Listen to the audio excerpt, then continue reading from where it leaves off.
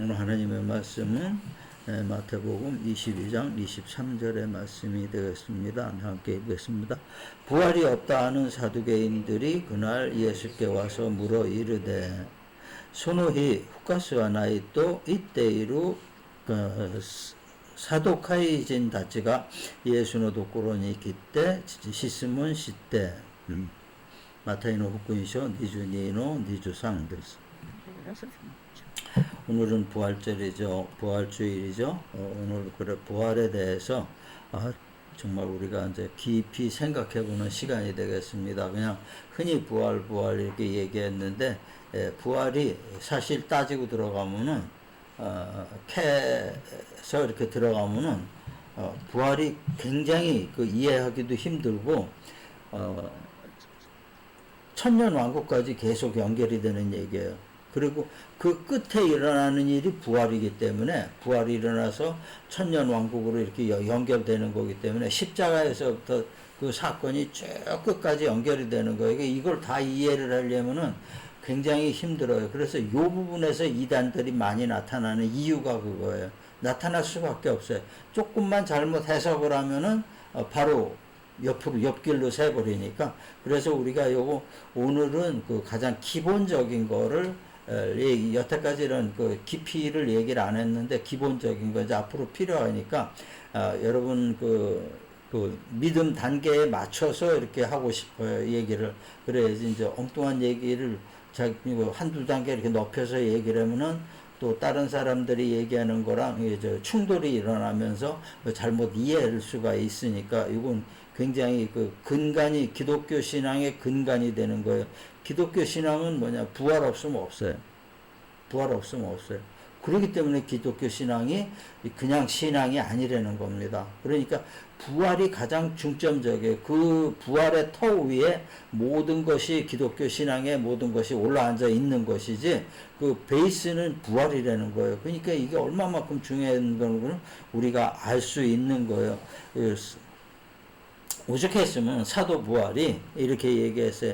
만일 죽은 자의 부활이 없으면 그리스도도 다시 살아나지 못하으리라 그랬어요. 그러면서 한 얘기가 뭐냐면은 이렇게 이러한 경우가 됐을 때는 산 자나 죽은 자나 전부 망하는 거라고 그랬어요. 왜냐? 그거 아주 간단하죠? 부활이 베이스라는 것을 얘기하고 있는 거예요. 이게 베이스가 없어버리면 다 없어져 버리는 것을 얘기하고 있는 거예요. 그러니까 그리스도의 부활은 우리 믿음 생활에서 아주 핵심이에요. 그러면서 아주 중요한 축이 되는 거예요. 오늘은 그 부활의 죽음에서부터 십자가 죽음에서부터 승천에 이르는 과정 이것까지 우리가 그러한 그 말씀 안에서 이러한 것을 이해할 때 우리가 첫 번째로 생각해야 되는 것은 뭐냐면 말씀 안에서 이해한다는 거예요. 성경의 근거를 가지고 이해를 해야지 성경에 없는 거는 그건 이단으로 들어갈 수밖에 없는 거예요. 성경에 분명히 어딘가에 그 참으로 우리에게 주시고 싶은 말씀이 적혀 있다는 것을 얘기하고 있는 거예요. 그게 없다면 우리는 하나님하고 관계없는 해석을 하게 되고 다른 길로 들어가게 된다는 거예요. 이 보면은 부활과 우리가 가장 구분하기 힘든 게 뭐냐면 부활과 소생이에요. 부활과 소생을 구분하기가 힘들어요. 근데 엄격하게 얘기했을 때 부활과 소생은 분명히 갈라지는 거예요. 그 갈라지는데 어떻게 하는 게 예수님의 부활이 예수님의 부활만 부활이지 지금 예수님의 지금 현재까지 일어난 모든 부활이라고 얘기하는 것은 실제 있어서는 다 소생이 되는 겁니다. 다 소생이 되는 거예요. 그러니까 우리가 삶에서 내가 예수님에 의해서 내가 부활을 하고 한다 이런 것도 소생이 되는 거예요. 소생이 되는 거지 부활이 되는 게 아니에요. 왜냐하면은 그 고린도전서의 15장에 이런 말씀이 있어요. 예수 그리스도가 잠자는 자들의 첫 열매가 됐다고 그래요. 얘기했어요. 그러니까 부활의 첫 번째 사람은 그리스도라는 것을 얘기하고 있는 거예요. 그래 나머지 그 사람들이 다 따라간다는 거예요. 살아서 믿는 사람, 죽어서 믿다, 살아서 믿다가 죽은 사람, 이런 사람들의 부활까지 나중에 보면 그게 다 부활이 되죠. 최후의 심판 때 다 부활이 돼. 그것이 뭐냐면 그런 사람의 모든 사람에 앞서서 그리스도가 첫 번째 부활이 됐다는 거예요. 그러니까 뭐 이렇게 이단들 그러죠. 뭐 저기 뭐 그 전에 한번 가본데 그 한번 얘기했을 거예요. 양재동인가 어디 그 저기 뭐야 그 이단 그 저기 뭐 교주가 죽었는데 교회 앞에다가 무덤을 세워놨더라고요. 무덤을 만들어 놨더라고요. 근데 3일 만에 살아난다고. 3일 만에 살아난다고 했는데 내가 갔을 때가 벌써 한 7, 8년 지났어요. 그때까지 안 살아나고 있어요. 그래 놓고 제주 제자들을 12명 세워가지고 뭐 이름도 성경의 이름 같이 해가지고 그 사람들이 그 교회를 이끌고 있더라고요. 이끌고 있는데 정상적인 거라면은 모르는 사람이 들어가면은 굉장히 환영하죠. 그죠? 환영하는데 이 사람들은 내가 딱 들어가니까 딱 의심의 눈초리를 보는 거예요. 눈이 틀린 거예요. 저기 왜 왔지? 뭐 때문에 왔지? 뭘 캐러 왔지? 이런 눈으로 보고 있는 거예요. 뭘 얘기하는 거예요? 자기 마음 속에들 찔리는 게 있어서 그러는 거예요. 찔리는 게 있었어요. 그리고 그 사람이 만약에 살아날 리는 없지만은 살아난다 하더라도 어떤 큰 능력을 가지고 살아난다 하더라도 그거는 부활이 아니라 소생이에요. 소생. 이건 성경에 많이 나와 있어요. 어떻게 회당장 야이로의 딸도 죽었다 살아났어요. 이거 소생이에요. 성경에서는 그걸 어떤 때는 정확하게 구분 안 하고 있을 때 있어요. 부활과 소생을. 근데 그 기준이 되는 축의 말씀이 고린도전서 15장 20절의 말씀이래. 예수가 잠자는 자들의 첫 열매가 되었다. 그래는 분명히 첫 부활자라는 것을 얘기하고 있는 거예요. 그러니까 그 엘리야나 그 모세나 이런 사람들은 뭐냐면은 승천한 사람들이에요. 승천한 사람들. 예수님께서 돌아가시기 전에 그 동산에서 기도할 때 엘리야하고 모세가 나타났죠. 그래가지고서 베드로가 뭐 난리 쳤죠. 여기다 집 짓고 우리 여기서 살자고 막 그러는데 그 사람들은 부활하고 상관이 없는 사람들이에요. 승천한 사람들의 그대로다가 그대로 부활이 돼버린 거죠. 그러는 거예요. 그리고 그러기 때문에 베드로 장모도 죽었다 살아나고 죽었다 살아난 나사로도 죽었다 살아놓고 그리고 그 십자가에서 예수님이 돌아가실 때 그 무덤이 다 열리고 거기서 사람들이 일어났다고 그러는 거거든요. 그러는데 이 사람들도 정확하게 소생이에요. 죽었다 살아나고 뼈밖에 없는데 어떻게 소생이냐? 이건 소생이에요. 왜냐? 영혼에 관한 문제가 아니기 때문에 소생이 되는 거예요. 그러니까 영의 문제가 되면은 소생이 부활이 되는 거고 또 혼과 육의 문제가 되면은 소생이 되는 거예요. 그러니까 이걸 우리가 정확하게 구분을 해야 돼요. 그러니까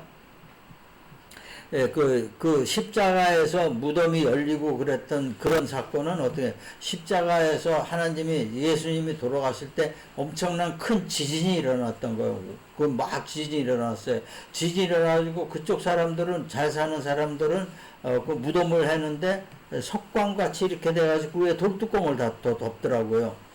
그러니까 이제 그게 다 허물어지고 막 난리가 났던 거죠. 그러니까 거기서 소생한다고 얘기가 이제 나온 거죠.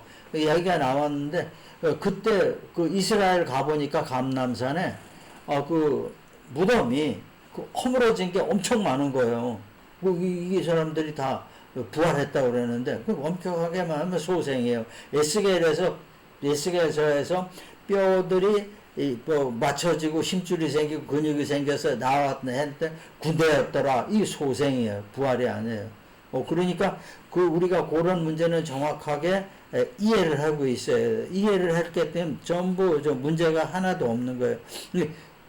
이 지금 시대에 주님께서 우리에게 원하시는 거는 삶에서 소생을 하고 영적으로 부활을 하려는 거예요. 영적으로 부활체가 되려는 것을 얘기하고 있는 거예요. 그러니까 우리가 그 참 부활은 미래에서 그 마지막 때 일어날 일이 부활이기 때문에 그 부활을 뭐냐면은 준비하려는 겁니다. 지금 그 준비하는 과정에 주님의 은혜로 소생이 있고 주님의 은혜로 거듭남이 있고 그렇다는 겁니다. 그리고 우리가 준비를 해야 되는 거예요. 그러니까 그러한 것을 이게 우리가 딱 봤을 때 주님 말씀에 의해서 봤을 때 이러한 우리가 그 지혜가 없다면은 이단에 쓸려갈 가능성도 너무 많은 거예요. 너무 많은 거죠. 그리고 카톨릭에서도 얘기하는 듯이 구원 그거를 천국 티켓을 판다. 이런 것도 우리가 금방 알 수 있는 거예요. 아주 금방 그대로 나오는 거예요. 그러니까 거기서 우리가 끌려다닐 필요도 없이 우리가 생각해서 어떤 것이 진실인가, 어떤 것이 참인가, 그것을 금방 알 수 있다는 얘기입니다. 먼저 본다 그러면은 주님은 십자가에서 돌아가신 후 옥으로 가셨어요. 네. 십자가에서 돌아가셔가지고 3일 동안의 그 행적이 많은 사람들이 궁금한 거예요. 도대체 어디 있다가 오셨나?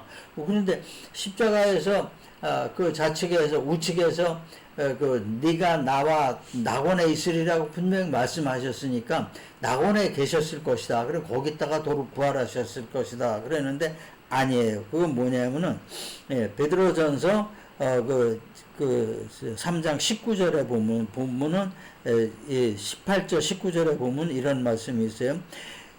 단번에 죄를 위하여 죽으사 의인으로서 불의한 자를 대신하셨다고 얘기하고 있어요. 또 그 이유가 우리를 하나님 앞으로 인도하시려고 그러는 그런 거였다는 것을 얘기하고 있습니다.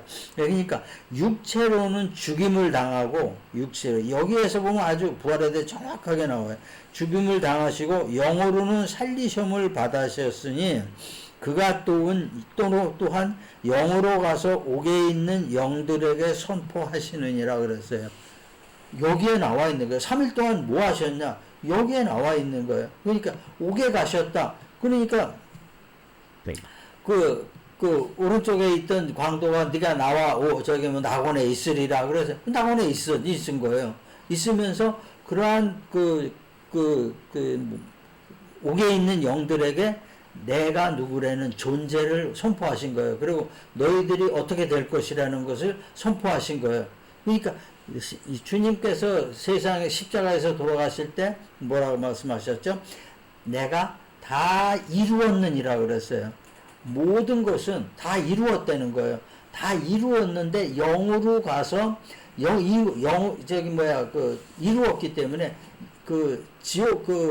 옥에 가서도 별도로 할 얘기가 없다는 거죠. 다만 선포하는 거죠. 그 안에. 자, 그럼 이 옥은 뭐냐? 그러면은 옥에 있는 영들에게 하시느니라 그랬어요. 옥은 뭐냐면은 낙원과 음부가 있는 곳이 옥이에요. 여기 정확하게 나오는 거는 죽은 거지가 아브라함 품에 있었고 부자가 그 거지를 아주 괄세하고 그랬던 부자가 또 거기 같이 있었던 거죠. 같이 있는데 큰 강이 있어 서로 건너지 못하고 말만 생각으로 혼의 세계니까 말만 의사만 통한 거죠. 나도 이렇게 가고 싶다. 우리 친척도 몇 명이 있는데 이런 낙원의 존재를 모르니까 그들에게도 알려주게 해라. 그랬는데, 이미 얘기했죠. 그쪽은 세상에도 선지자가 있으니까 그쪽에 들어야지 이쪽을 본다 그래야지 니들이 금방 그걸 이해하는 건 아니다. 그렇게 얘기하셨던 거예요.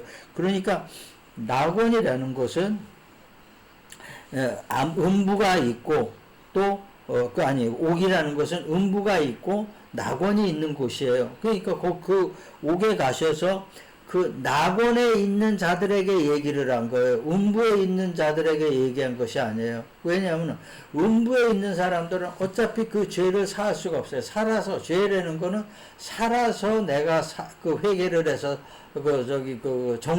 정리가 되는 거지. 근데 믿음을 가지고 간 사람들은 모르는 거예요. 앞으로 할 일이 예수님께서 할 일이 굉장히 많죠. 집을 져서 그 믿는 사람들을 다 천국으로 데려가야 되고, 그리고 또 주님께서 하늘나라를 지으시기 때문에 그 낙원에 있는 사람들이 다 데려와야 되는 거죠. 그러니까 그런 사람들한테 내가 누구라는 거, 내가 하나님의 아들이고 내가 메시아고 너희들의 죄를 하고 그리고 너희들 천국으로 인도할 것이고 부활 때는 너희들이 완전히 하늘나라 사람이 되면서 천년 왕국을 세울 것이다 라는 것을 전부 알려주시기 위해서라는 거죠. 세상에서 있었던 일을 알려주기 위해서 내가 어떻게 십자가에서 어떻게 돌아가셨고 죽었고 그런 걸 전부 알려주기 위해서 가신 거예요. 그런 것을 선포하시기 위해서 가신 거예요. 그러니까 사흘 동안의 행적에 대해서는 우리가 아무 이유가 없는 거예요. 분명히 돌아가실 때 그게 사흘 동안에 뭐를 했다 이것을 얘기하지 않으셨지만은 그 뒤에 다 베드로가 얘기했고 바울이 얘기했고 이런 걸 다 얘기하고 있어요. 이제 더 깊이 들어가면은 바울이 3층천에 갔다 왔죠. 3층천에 갔다 와서 3층천에 가서 뭘 봤냐? 바울은 성경에 본 거를 얘기하고 있질 않아요. 근데 이것이 굉장히 그러한 것에 문제가 되기 때문에 그러는데 그게 기록에 있다는 거죠. 바울이 3층천에 가서 뭘 보고 무엇을 듣고 했던 기록이 있어요. 그러니까 그것까지 우리가 다 들어가야 된다는 거죠. 여기 이제 그것도 성경에 의해서 또 군데군데 그런 표시를 해놨어요. 그러니까 아주 아주 지혜롭게 바울이 그걸 처리를 했던 거예요. 잘못하면 이단으로 갈 수가 있으니까 지혜롭게 아주 처리를 했던 겁니다. 그러니까 이러한 것을 우리가 전부 볼 때 주님은 믿음 안에 있는 그 모든 자에게 구원을 원하신 거예요. 산자는 물론이고 죽은 자까지, 믿음을 가지고 죽은 자까지 구원의 확신을 주시기 위해서 구원의 은혜를 아주 풍성하게 내리신 거예요. 그렇기 때문에 그쪽으로 이렇게 가셨던 거예요. 이렇게 하심으로 해서 주님께서 말씀하셨죠. 말씀의 약속을 완성시킨 거예요. 그 구약서부터 내려오던 신약에 예수님이 오시고 나서 말씀하시던 그러한 모든 것이 완성이 된 거예요. 이러면서 다 이루어진 거예요. 온전한 완성이 됐던 것을 우리가 얘기할 수가 있는 것입니다. 다음에 보면은 부활하셔서 40일간 제자들이나 믿는 자들에게 500명까지 이렇게 보여주셨는데 그 모습을 보여주셨어요. 그러니까 고린도전서에 그러죠. 장사 지낸 바 되었다가 성경대로 사흘 만에 다시 살아나사 그랬어요. 그러니까 그대로 다시 살아나셨는데 이때 우리가 생각해야 될 것은 무엇을 하셨나 이거죠. 40일 동안 무엇을 하셨나. 그 부활의 모습을 어떻게 우리가 표현을 받아들여야 되는 건 주님은 부활하신 후에 첫 번째로 만나신 게 막달라 마리아를 만났어요. 그 다음에 베드로에게도 보이셨고, 이외에도, 여기 지금 얘기하는 거 이외에도 많이 보이셨어요.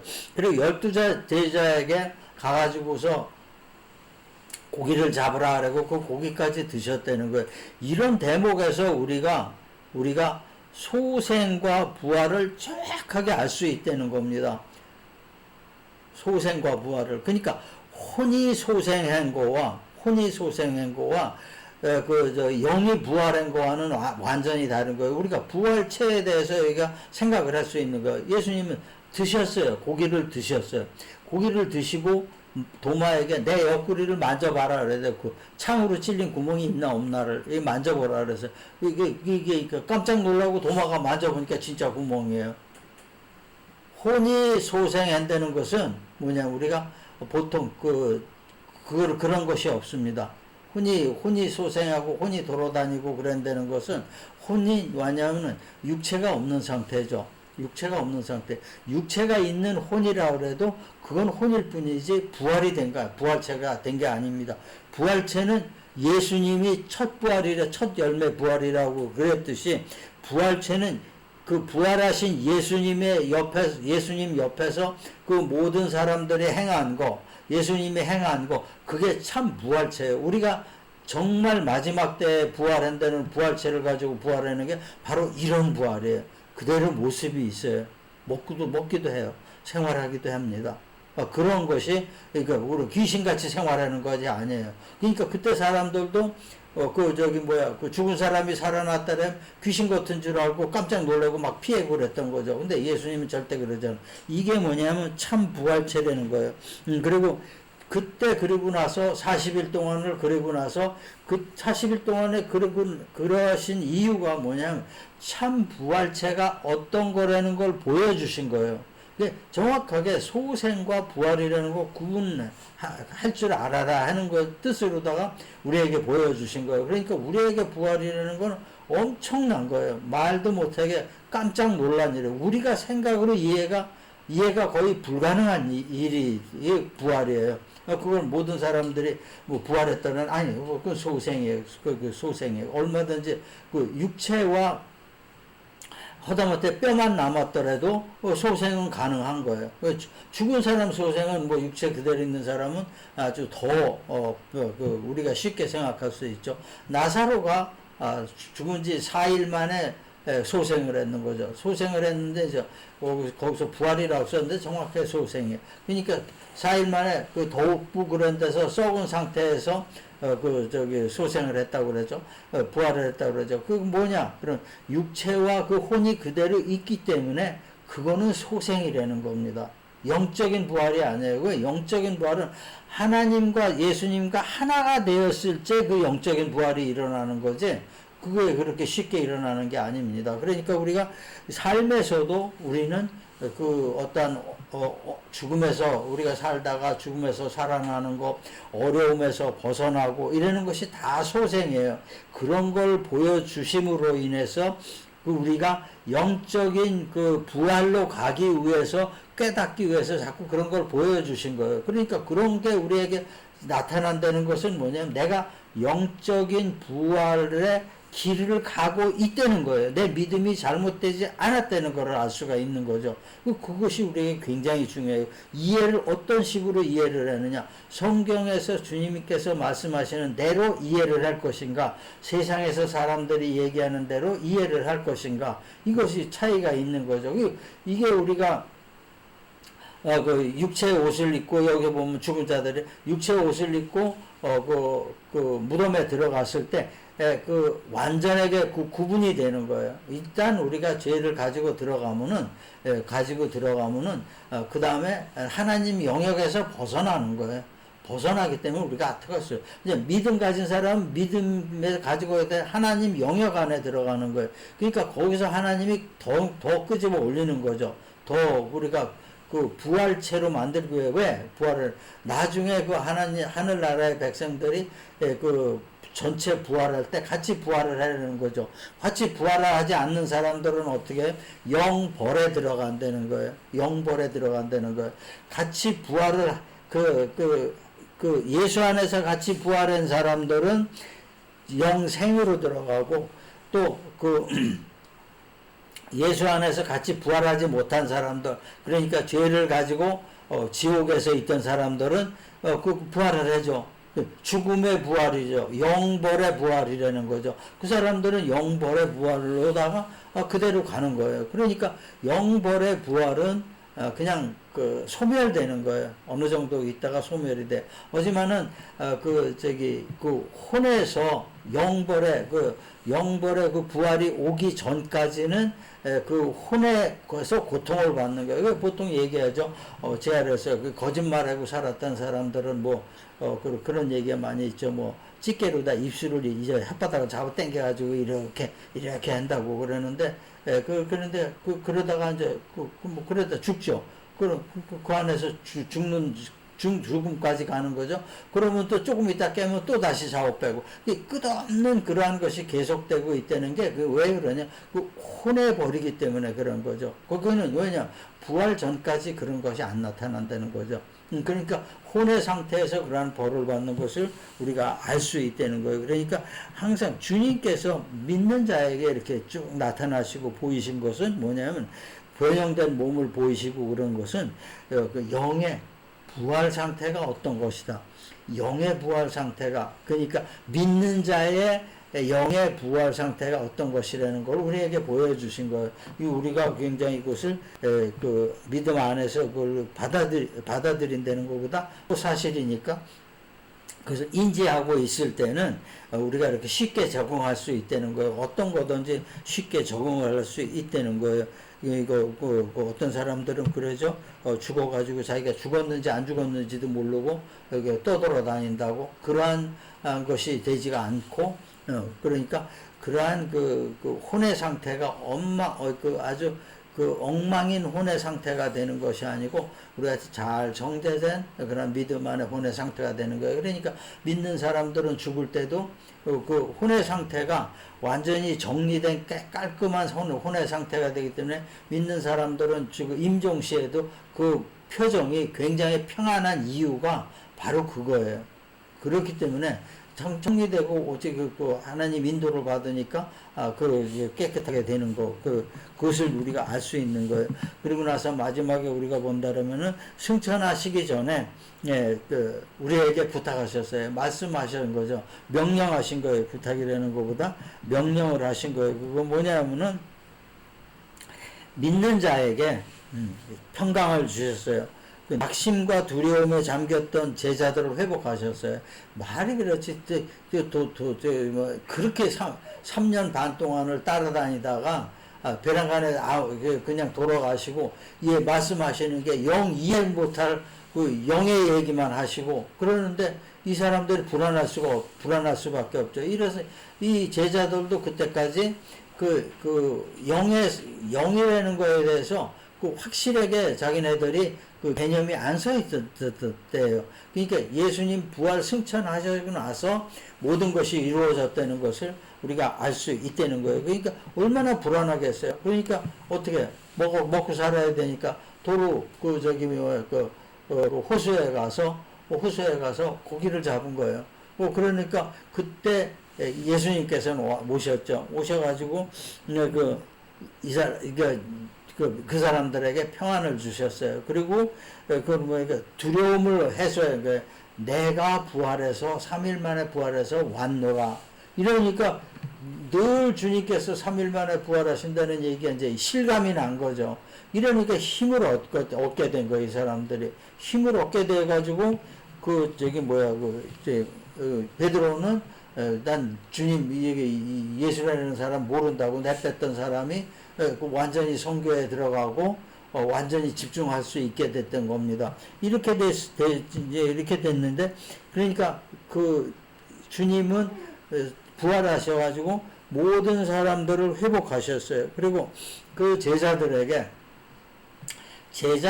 하신 말씀이 지금 이 시대에는 세상 모든 사람들에게 하시는 그런 말씀이에요. 그 뭐냐면은 교회의 기둥이 되라. 그렇게 얘기해서 모든 민족에게 선포하라.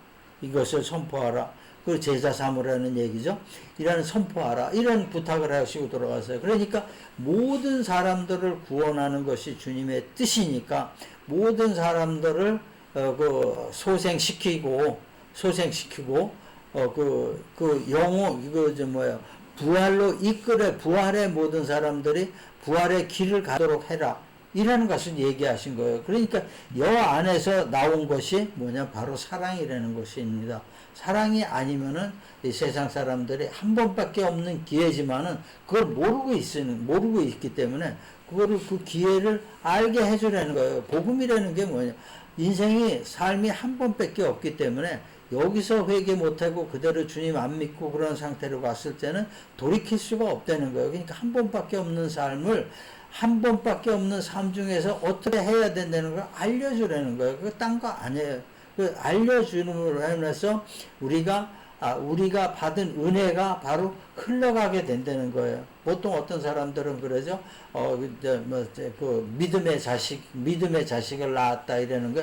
그게 뭐냐면은 하나님의 그 영의 흐름을 흘려 내려가라는 거예요. 나한테만 그냥 멈추지 말라는 겁니다. 그게. 그러니까 바로 그 흘러 내려갈 것 같으면 그 사람도 이제 구원을 받게 되는 거죠. 그것을 얘기하고 있는 거예요. 주님께서 그것을 가지고 굉장히 진정으로다가 마지막 말씀 중에 이런 걸 전부 얘기하신 거예요. 그러니까 우리의 삶이 우리가 삶에서 행할 그 진정한 그 가야 될 길은 뭐냐? 부활의 길이라는 거예요. 소생은 간단해요. 우리 믿는 사람들 진짜 열심히 믿으면 어떻게 돼요? 하나님이 너희 나라와 의의를 구하라. 그런 모든 것이 해결해 줄 것이다. 최소한도의 삶을 보장해 주겠다. 이렇게 된 거죠. 그러니까 이런 것이 다 소생이 되는 거죠. 아파도 주님 의지하고 주님 사랑하고 따르면은 그걸 치료해 준다. 그것이 소생이죠. 이런 길을 갈 때 바로 우리에게는 부활의 길을 가는 것이다. 부활의 길이 열린다. 이것을 얘기하는 거 어쨌든 믿음으로 가기를 원하신 거예요. 근데 이런 것이 우리가 굉장히 힘들어요. 남한테 뭐를 전하고 그러는 게 굉장히 힘들어요. 근데 실제로도 힘들어요. 세상에서 제일 어려운 게 뭐죠? 사람이 변하는 거예요. 말로 해가지고 사람이 안 변해요. 행동으로 보여준다 그래서 변해요? 안 변해요. 거의 안 변합니다. 그러니까 그 말로 다 누구를 설득을 하고 또 또 행동으로 어떻게 설득해가지고 사람을 변하게 했다. 그러는 건 5%밖에 안 되는 거예요. 5%도 안 되는 거예요. 왜냐? 세상 확률은 어디든지 5%는 다 있으니까 그 정도밖에 안 돼. 그 이상은 안 되는 거예요. 안 변한다, 사람들은. 근데 딱 변하는 게 하나가 있어요. 변하는 그 베이스가 뭐냐면은 하나님이 개입할 때 변하는 거예요. 하나님이 개입하지 않으면 안 변해요. 근데 하나님이 직접 개입하냐? 성령을 통해서 개입을 한다는 거예요. 그러니까 우리의 기도가 돈을 주는 거, 좋은 말을 하는 거, 그 이상이라는 것을 얘기하는 거예요. 우리의 기도는 하나님, 저 사람한테 개입해 주십시오. 저 사람 인생에 개입을 해 주십시오라는 겁니다. 그럴 때 개입이 되는 겁니다. 그러니까 우리가 뭘 도와주고 말로 위로해 주는 건 아주 소소한 거예요. 그게 소소한 게 하나님이 개입할 때 그게 완전히 또 씨가 되는 거죠. 씨가 돼가지고 우리가 온전히 하나님께서 원하시는 그런 결과를 맺게 되는 거예요. 하나님은 어쨌든 우리를 사랑하시는 것이 사랑하시는 그 모습이 우리가 부활을 통해서 그대로 알 수 있는 거예요. 소생과 부활을 통해서 알 수 있는 거예요. 그러니까 우리 믿는 사람들은 삶에서 누구든지 다 소생을 해요. 누구든지 다 소생을 해요. 어려움에서도 소생을 하고 어려울 때 기도하면서 다 소생을 해요. 근데 우리가 이제 그 단계를 한 발짝 넘어서 이웃을 위해서 우리가 기도할 때 이웃을 소생시키시고 소생시키고 이웃을 우리가 하나님 앞으로 이끌게 된다는 것을 얘기하고 있는 겁니다. 이것이 우리의 부활 신앙이에요. 첫 번째 오늘 얘기를 마무리하겠습니다. 이 믿음 안에서 아주 중요한 것이 부활 신앙이에요. 신앙의 모습 중에서 부활 신앙이에요. 주님이 십자가에서 흘리신 보혈은 우리의 죄사함을 위한 것이며 화목을 위한 것이며 마지막 때의 구원과 부활을 위한 거예요. 십자가의 사건으로 시작이 된 거예요. 모든 것이 부활이. 그러니까 우리가 그것이 그런 부활을 위한 거예요. 믿음을 완성하는 길은 주님이 죽으심에 연합하는 거고, 우리 믿음이 완성되는 것은 주님의 부활하심에 연합하는 거예요. 아주 간단하지. 굉장한 말이죠. 굉장히 깊이가 있는 죽으심에 부합하고, 부합하고, 부활하심에 부합하는 거예요, 우리가. 그게 우리의 믿음의 길이라는 거죠. 삶의 길이라는 거예요. 그러니까 이러한 부활의 믿음으로 우리가 사는 것이 성도의 이러한 부활의 믿음으로 구원의 복된 삶을 사는 여러분과 여러분의 가정이 되시기를 주님의 이름으로 축원합니다.